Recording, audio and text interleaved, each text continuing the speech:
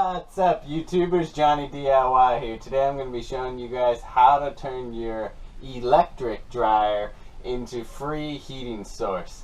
Alright, if you guys are new to this channel, please consider subscribing. I do a lot of these household and automotive projects. Alright, so what I'm talking about is converting your electric dryer to a form of heat. This is only going to work on electric because we don't want to use the heat from a gas dryer because that would give us carbon monoxide and we don't want that. Alright, so the first thing we're going to do is unplug our dryer. Always a good idea to unplug something before you're working on it. And the second thing is we're going to disconnect the exhaust pipe from our vent, our exterior vent. And mine is just taped in. So we've got that disconnected. A lot of you may need to use a screwdriver to disconnect the hose clamp on the end of the exhaust. Okay, now let's move the dryer back so we got some more room. Alright, so I've made it around to the back side of the dryer, and here is that vent. It's a good idea now that you're back here to go ahead and clean out this tube as well as your vent pipe situation. Get all that lint out. It's really a fire hazard if it starts to build up.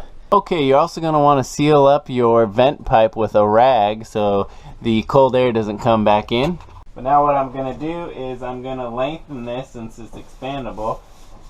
Alright, so I've got it bent up over the front. Now I'm going to take a piece of duct tape, function over form, right? And I'm going to put it right here onto the top. Sure that's nice and tight. Now I'll go ahead and push it back into place. Okay, now we can plug it back in. Alright, now let's enjoy some free heat. Woo! That is a lot of dryer lint. I was just gonna say, you are gonna have a bunch of dryer lint, so it's a good idea to go ahead and put like some pantyhose over this.